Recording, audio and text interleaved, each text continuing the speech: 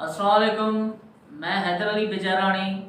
आज अफ़गानिस्तान की तालिबान गवर्नमेंट जो 1996 में इस्टेब्लिश हुई थी उस पर, और उसके साथ साथ जो इस वक्त 2021 में जो तालिबान का पावर इमर्ज हो रहा है उस पर बात करूँगा। तो यहाँ पे मैं सबसे ज़्यादा जो फोकस दूंगा वो इस बात पर फोकस होगा कि भाई जो 1996 में तालिबान का रूल इस्टेब्लिश हुआ था और इस वक्त जो तालिबान की पावर इमर्ज हो रही है, तो इसमें कोई डिफरेंस है या बिल्कुल ही वैसा ही रूल दुनिया को देखने को मिलेगा जैसे 1996 में मिला था। आज लेटेस्ट न्यूज़ जो अल जज़ीरा न्यूज़पेपर से हमें मिली वो ये कि तालिबान ने इन 6 डेज में जो 10वां प्रोविंस है गजनी उसको भी अपने कंट्रोल में ले लिया है। क्योंकि इस लेक्चर बनाने से पहले मैं अल जज़ीरा और कुछ और न्यूज़पेपर पढ़ रहा था तो वहाँ पे ये न्यूज़ मिली। और उसके अलावा यूएस के कुछ ऑफिसर्स ने ये दावा किया है कि भाई 90 डेज के अंदर तालिबान पूरे अफगानिस्तान पर कंट्रोल कर लेंगे और वो काबुल को भी अपने कंट्रोल में ले लेंगे। अब यहाँ पे एक बात और आपको बता दूं, जैसे कि कुछ दिन पहले जैसे तालिबान की पावर इमर्ज हो रही थी तो बहुत से अफगानिस्तान के जो ऑफिसर्स थे, उनकी गवर्नमेंट थे, उनकी कैबिनेट में थे, तो उन्होंने रिजाइन देना स्टार्ट कर दिया है। जैसे कि अफगानिस्तान का जो फ्रांस मिनिस्टर था उसने भी कहा कि भाई मैं रिजाइन दे दूंगा, और वो रिजाइन देकर बाहर चला गया क्योंकि उसे मालूम था या उसे मालूम है कि अभी अफगानिस्तान में कोई और गवर्नमेंट बनने वाली है। अब अगर आगे देखें तो इस वक्त अमेरिका के प्रेसिडेंट जो बाइडेन ने बिल्कुल ही ये क्लियर कर दिया है कि Afghanistan leader must fight for themselves, मतलब कि अफगानिस्तान के लोग, अफगानिस्तान के लीडर, अफगानिस्तान अपने लिए अपनी जंग खुद लड़े। अब यहाँ पे बहुत से सवालात उठते हैं कि भाई जंग आपने स्टार्ट की थी, जंग आपके मुल्क ने स्टार्ट करवाई थी, और अब हमें ये कहा जा रहा है कि अफगानिस्तान के लोग अपनी जंग खुद लड़ें। और उसके अलावा आपको यहाँ पे इस लेक्चर पे डिस्कस करने से पहले मैं थोड़ी बहुत एक हिस्ट्री बता दूं, जैसे एक लेक्चर की कनेक्टिविटी बरकरार रहे। अफगानिस्तान एक ऐसी जगह है, एक ऐसा कंट्री है दुनिया में जहां पे बहुत से पावर्स ने कोशिश की कि अफगानिस्तान के ऊपर अटैक किया जाए। जैसे कि रशिया ने बड़ी कोशिश की, जैसे कि ब्रिटिश ने तारीख में कोशिश की। अब इसका रीज़न क्या है? इसका रीज़न है इसकी ज्योग्राफिकल लोकेशन, क्योंकि अफगानिस्तान बिल्कुल ही सेंटर पे है, जिससे हम साउथ एशिया में भी आ सकते हैं, मिडिल ईस्ट में भी जा सकते हैं, इवन के हम इसकी बुनियाद पर वार्म वाटर्स तक भी पहुंच सकते हैं। मतलब कि हम पर्शियन गल्फ तक पहुंच सकते हैं, हम इंडियन ओशन तक पहुंच सकते हैं। तो ये एक ऐसी जगह है। और अगर यहाँ की कम्युनिटी को देखें, इनकी एथनिसिटी को देखें, तो पश्तून जो ट्राइब है उनकी है 42%, और उसके अलावा ताजिक हैं, हज़ारा हैं और दूसरी कम्युनिटीज़ यहाँ पर मौजूद हैं। और जो पश्तून ट्राइब है, पश्तून ट्राइब कुछ पाकिस्तान में है ड्यूरन लाइन के इस तरफ, और कुछ पश्तून ट्राइब है ड्यूरन लाइन के उस तरफ। तो जब ब्रिटिश की हुकूमत थी इस एरिया पे, तो ब्रिटिश ने ड्यूरन लाइन को लगाया था क्योंकि वो पश्तून कम्युनिटी को डिवाइड करना चाहते थे, क्योंकि वो डिवाइड एंड रूल के तहत ही अपनी हुकूमत चलाना चाहते थे। और यहाँ पे एक बात और आपको बता दूं कि जब अफगानिस्तान पर पहली मर्तबा, क्योंकि हम हिस्ट्री में बात कर रहे हैं, अफगानिस्तान पे पहली मर्तबा जब 1979 में सवेत ने अटैक किया, तो उसके बाद अफगानिस्तान के लोग और बहुत से लोग आकर सवेत के खिलाफ लड़े, और उन लोगों को, उन मुजाहिदीन को जिन्होंने होली वार स्टार्ट की अफगानिस्तान के खिलाफ, उनको सपोर्ट किया यूएसए ने। और हमारे प्राइम मिनिस्टर इमरान खान ने भी ये दावा की थी कि आईएसआई ने भी उन्हें सपोर्ट किया था उस वक्त 1979 में। तो मतलब कि बहुत सी जगहों से नौजवान आए और अफगानिस्तान के जो लोग थे वो भी, उन्होंने एक जंग लड़ी जिसे होली वार कहा जाता है सवेत के खिलाफ। अब उसमें क्या हुआ कि उनको अमेरिका के तरफ से मिसाइल्स मिले, मिसाइल स्ट्रिंजर्स भी मिले, जिससे वो हेलीकॉप्टर वगैरह या सवेत के कुछ हेलीकॉप्टर्स को गिरा देते। तो यहाँ पे बहुत से फाइटर्स भी आकर पहुंचे, जैसे कि ओसामा बिन लादेन आया, और उसके अलावा बहुत से नौजवान आए जिन्होंने होली वार स्टार्ट की अफगानिस्तान में सवेत के खिलाफ। तो यहाँ पे आपको एक बात और भी बता दूं कि उस वक्त के जो फाइटर्स थे वो अमेरिका में जाकर, व्हाइट हाउस में जाकर, उस वक्त के जो अमेरिका के प्रेसिडेंट थे उनके साथ भी मुलाकात उन्होंने की, क्योंकि सवेद के खिलाफ जो जंग में सपोर्ट कर रहा था वो अमेरिका कर रहा था इन फाइटर्स को जो होली वार लड़ रहे थे सवेद के खिलाफ।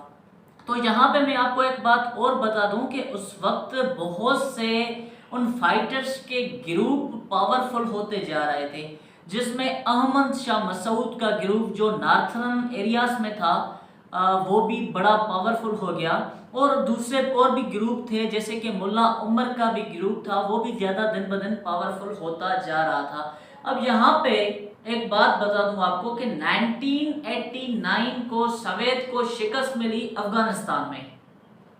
जब सवेद को शिकस्त मिली तो जो भी लड़ाकू थे जिन्होंने जंग लड़ी, जिन्होंने सवेद को शिकस्त दी, तो उन्होंने बाद में मिलकर एक एग्रीमेंट किया कि भाई हम सब मिलकर इस अफगानिस्तान को चलाएंगे। तो वो एग्रीमेंट कुछ मुख्तसर एग्रीमेंट था जिसपे किसी ने भी अमल नहीं किया। फिर क्या हुआ कि 1992 से लेकर 1996 तक वो वारलॉर्ड्स जो थे जिन्होंने जंगें लड़ी, जो लड़ाकू थे, वो आपस में लड़े, और इतनी हद तक लड़े कि पूरे अफगानिस्तान का पीस डिस्टेबलाइज्ड कर दिया, और उसके जो कॉन्सिक्वेंसेस थे वो पाकिस्तान में हुए, उसके कॉन्सिक्वेंसेस उज्बेकिस्तान में हुए, ताजिकिस्तान में हुए, रशिया, चाइना और जो भी उसके नेबरिंग कंट्रीज थी अफगानिस्तान के, उस जंग के कॉन्सिक्वेंसेस वहां पर जाकर पहुंचे, क्योंकि नेबरिंग कंट्रीज थी, अफगानिस्तान है इन सब कंट्रीज का। और जो रशिया पे जो उनके इफेक्ट पहुंचे वो इस बात की वजह से पहुंचे कि सेंट्रल एशिया पे रशिया का एक बड़ा कंट्रोल रहा है, एक बड़ा दबदबा रहा है वहां उस वक्त से लेकर इस वक्त तक। और इस वक्त भी अगर हम देखें तो रशिया के जो मिलिट्री और इकोनॉमिक अलाइंसेस हैं वो इन्हें सेंट्रल एशिया में, तो मतलब के बहरहाल पूरे रीजन को इस बात ने इफेक्ट इस बात का हुआ।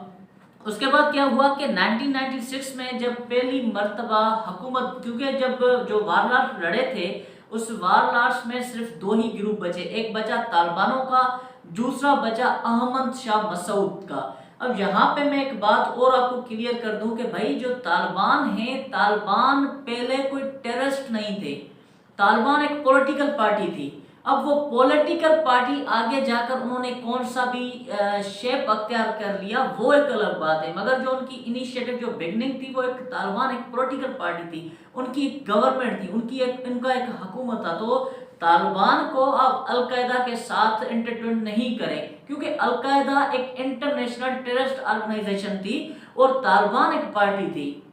उसके बाद 1996 में मुल्ला उमर की हुकूमत बनी, और 1996 से लेकर 2001 तक मुल्ला उमर की या तालिबान की हुकूमत रही, जिन्होंने बड़े स्ट्रिक्ट लॉज वहाँ पे इंट्रोड्यूस करवाए और बड़ा टफ टाइम दिया गया, और जिसमें वुमेन की एजुकेशन पे कंट्रोल था, जिसमें को एजुकेशन बिल्कुल ख़त्म हो चुकी थी, और बहुत सी ऐसी बातें जिसमें बड़ी रिस्ट्रिक्शंस, जिसमें शरिया लॉ लगाए गए अफगानिस्तान के अंदर।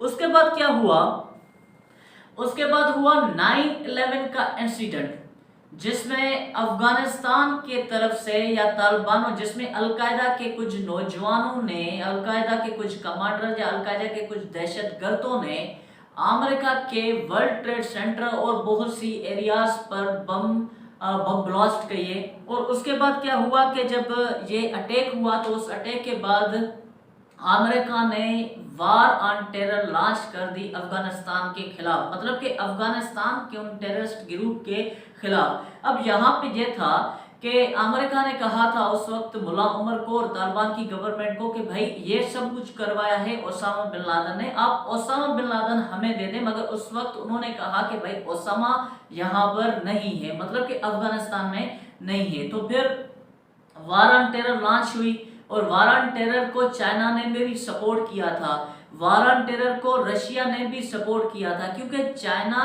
की बॉर्डर लाइन मिलती है अफगानिस्तान के साथ, और चाइना के जो वेस्टर्न साइड पे जिनजियांग है वहाँ पे जो वीगर कम्युनिटी है, वीगर कम्युनिटी वो भी आज़ादी की तहरीकें चला रही है, और चाइना के ऊपर बहुत से थ्रेट हैं उन वीगर कम्युनिटी को। तो चाइना के लिए भी ये एक पॉजिटिव पॉइंट था कि भाई अफगानिस्तान में पीस प्रमोट हो, और रशिया के लिए भी ये एक पॉजिटिव पॉइंट था और उन्होंने इस वार ऑन टेरर को सपोर्ट किया।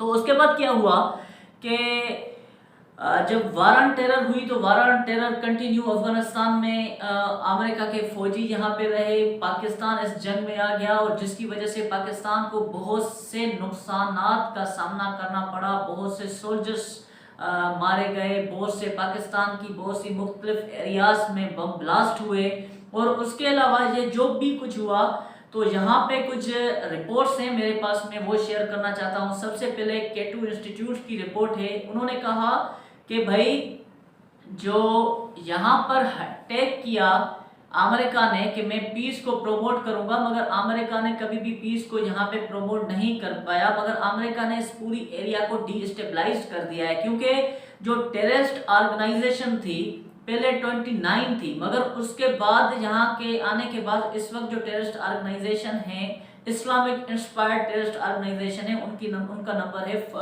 58। तो मतलब कि वो टेररिस्ट ऑर्गेनाइजेशन का नंबर भी बढ़ गया। और वाशिंगटन पोस्ट की रिपोर्ट आई थी कुछ टाइम पहले, मतलब कि 2020 की बिगनिंग में, तो उन्होंने कहा था कि भाई जो अमेरिका ये जंग हार रहा है, जो अफगानिस्तान में अमेरिका जंग लड़ रहा है, वो इसलिए हार रहा है क्योंकि उनका ऑब्जेक्टिव क्लियर नहीं था। हमें उनके जो सोल्जर्स थे उनसे जब इंटरव्यू लिया गया तो वो कहते थे कि हमें ये मालूम नहीं कि हम किससे लड़ना चाहते हैं, हम तालिबानों के साथ लड़ रहे हैं, अलकायदा के साथ लड़ रहे हैं। उन्होंने ये भी कहा कि हमें ये मालूम नहीं होता है कि पाकिस्तान हमारा फ्रेंडली मुल्क है जो हमें सपोर्ट कर रहा है, या पाकिस्तान हमारा दुश्मन मुल्क है। तो ये पूरी जो बातें थी, ये बातें ये थी कि उनमें कॉन्सेप्ट क्लियर नहीं था, उनका ऑब्जेक्टिव क्लियर नहीं था, जिस बात की वजह से वो जंग हार गए। और उसके अलावा वाशिंगटन पोस्ट ने यह भी कहा, एक फिगर बताई कि इस पूरी जंग में जो अफगानिस्तान के सिक्योरिटी फोर्सेस जो शहीद हुए वो हुए 64,124, और अफगानिस्तान के जो सिविलियन इसमें मारे गए वो 43,000 प्लस मारे गए, और तालिबान जो मारे गए वो 42,000 प्लस मारे गए, और उसमें यूएस के कॉन्ट्रैक्टर थे और भी बहुत से लोग इस जंग में मारे जा चुके हैं। और यहाँ पे अब एक बात और आपको बता दूं कि अफगानिस्तान के यूएस डिपार्टमेंट ऑफ स्टेट ने कहा है कि इस जंग में जो अफगानिस्तान को पूरी रकम लगी, जो यूएसए को पूरी रकम का सामना करना पड़ा, यह रकम जो यूएसए ने खर्च की वो है $760 बिलियन। तो उसके बाद अमेरिका के बहुत से ऐसे प्रेसिडेंट आए, जैसे कि बाराक ओबामा ने बाद में कहा कि हम हमारे जो भी सोल्जर्स अफगानिस्तान में मौजूद हैं उनको वापस करेंगे। उसके बाद कुछ हद तक उन्होंने नंबर कम किए। बाद में डोनाल्ड ट्रंप ने भी कोशिश की, और इवन के डोनाल्ड ट्रंप ने 2018 में ये अनाउंस कर दिया कि हमारे जो भी सोल्जर्स यहाँ पे मौजूद हैं अफगानिस्तान में, हम उनको वापस बुला लेंगे। और उसके तहत एक अफगान पीस प्रोसेस स्टार्ट हुआ, और फाइनली मई 2021 में वो सारे सोल्जर्स वापस आने थे। मगर जो अमेरिका का न्यू प्रेसिडेंट इलेक्ट हुआ जो बाइडेन, तो उन्होंने कहा कि सिक्योरिटी सिचुएशंस और इस वक्त के हालात के तहत जो भी सोल्जर्स हैं वो अगस्त के एंड तक वापस आ जाएंगे। अब यहाँ पे एक हिस्ट्री थी जो मैंने आपके सामने रखी। अब यहाँ पे बात करेंगे कि 1996 का जो रूल था और इस वक्त जो रूल है उसमें कोई चेंजिंग है या नहीं है। सबसे पहले उस वक्त क्या हुआ कि उस वक्त जैसे ही रशिया, जैसे ही सोवियत वहां से वापस चली गई तो वो वारलॉर्ड्स लड़े। और इस वक्त क्या हो रहा है, इस वक्त जैसे ही अमेरिका वापस चली जा रही है तो वैसे ही बिल्कुल वो जो तालिबान के बंदे हैं वो लड़ रहे हैं हुकूमत के लिए। उस वक्त क्या हुआ, उस वक्त भी 92 से लेकर 96 तक वो अफगानिस्तान की हुकूमत के लिए लड़ते रहे, और 2021 में भी वो तालिबान हुकूमत के लिए लड़ रहे। उस वक्त भी क्या हुआ था कि बहुत से लोग यहाँ से डिस्प्लेस्ड हुए थे, दूसरी कंट्रीज में चले गए, जैसे पाकिस्तान में आए, बहुत से रिफ्यूजीज जैसे उज्बेकिस्तान में चले गए, और बहुत सी कंट्रीज में वो लोग चले गए। इस वक्त भी जो यूनाइटेड नेशन ने रिपोर्ट दी है कि तकरीबन 4 lakh people have been displaced from Afghanistan to various countries. तो मतलब कि सिचुएशन बिल्कुल सेम ही है जैसे 1996 में थी। और अफगान के जो नेशनल सिक्योरिटी के जो सोल्जर्स हैं उस वक्त भी वीक थे, इस वक्त भी वीक है। मतलब कि सिचुएशन बिल्कुल ही सेम है, हम सिचुएशन को अगर कंपेयर करना चाहें। और इस वक्त जो तालिबान की जो हद से ज़्यादा असेंडेंसी बढ़ चुकी है, जो कंट्रोल बढ़ चुका है, वो 26 प्रोविंसेस में अफगानिस्तान का दबदबा या कंट्रोल बढ़ चुका है। और उसके अलावा बहुत से ऐसे एरियाज हैं जहां पे अफगानिस्तान के जब तालिबान के लोग वहां पे अटैक कर रहे हैं तो उनके जो सिक्योरिटी अफगान फोर्सेस के हैं वो उनके सामने सरेंडर कर रहे हैं या हथियार फेंक रहे हैं या दूसरी कंट्रीज में चले जा रहे हैं। जैसे कुछ दिन पहले पाकिस्तान में बहुत से वहाँ के सोल्जर्स आ गए थे, उन्होंने सरेंडर जब किया था तालिबान के लिए आगे। और उसके अलावा इस वक्त United nation analytical support and sanction monitoring team की एक रिपोर्ट आई है जिसमें कहा गया है कि टीटीपी तहरीक तालिबान पाकिस्तान के जो 6500 फाइटर्स अफगानिस्तान में मौजूद हैं और वो आईएस के साथ मिलना चाहते हैं। और आपको ये तो सबको मालूम होगा कि टीटीपी पाकिस्तान के लिए एक बड़ा टीटीपी के जो लोग हैं वो पाकिस्तान के लिए एक बड़ा खतरे का बायस बन सकते हैं। और उसके अलावा आपको यहाँ पे मैं ये बता दूं कि अफगानिस्तान के जो ऑफिसर्स हैं, जो गवर्नमेंट के बंदे हैं, टीटीपी इसमें अल जजीरा की आज की रिपोर्ट के मुताबिक के तो तालिबानों को अफगानिस्तान की गवर्नमेंट ने ऑफर की है कि भाई आप आएँ और बैठ के हमारे साथ गवर्नमेंट में अपना शेयर लें, मगर तालिबान इतने पावरफुल बन चुके हैं कि वो उनकी बात को भी नहीं सुन रहे और उनकी नज़र अफगानिस्तान पूरे पर है, काबुल पर है। अगर और बात हम देखें तो तालिबान ने बहुत से जो लेटेस्ट कंट्रोल किया है वो गजनी के ऊपर कंट्रोल कर लिया है और बहुत सी एरियाज में अफगानिस्तान में तालिबान ने अपनी गवर्नमेंट कायम कर दी है। तो ये मेरा लेक्चर था तालिबान 1996 के रूल और तालिबान 2021 के रूल के ऊपर, जिसमें हमें सब कुछ सिमिलर नज़र आ रहा है। वैसा ही कुछ जैसे 1996 में हालातें ख़राब हुई है वैसे ही आज हालातें ख़राब हो रही हैं। तो हमें यह समझ नहीं आ रहा कि उसके बाद आगे क्या होता है। अगर मेरा लेक्चर पसंद आया हो तो लाइक करें, शेयर करें, सब्सक्राइब करें। Thank you.